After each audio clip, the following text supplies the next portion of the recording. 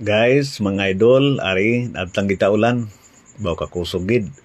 So napinsaran ko kay total ari naman ta sa tubang sa Gabaldon Building. I-share ko na lang sa inyo ang gamay na nabalaan ko sini na history.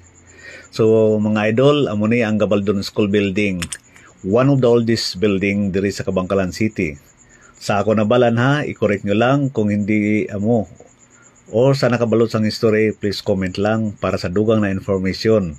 About sini na klase sang building, siling nila ini ginapatindog during the American colonial era. Diri sa aton, diri sa Pilipinas.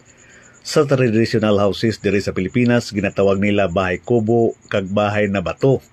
Ini na building, isa na ma-identify nimo, kaya makilala nimo kay ang iya bintana, isa sa ginagamit ng materials is copy shell. So makita ninyo nga shell na siya. So guys, maswerte ta kaya mayari ta sinipa na makita. Talagsa na lang ta kakita sang Gabaldon School Building. So kanami kay ari gin way ginilagin liwat. So, gina-maintain lang.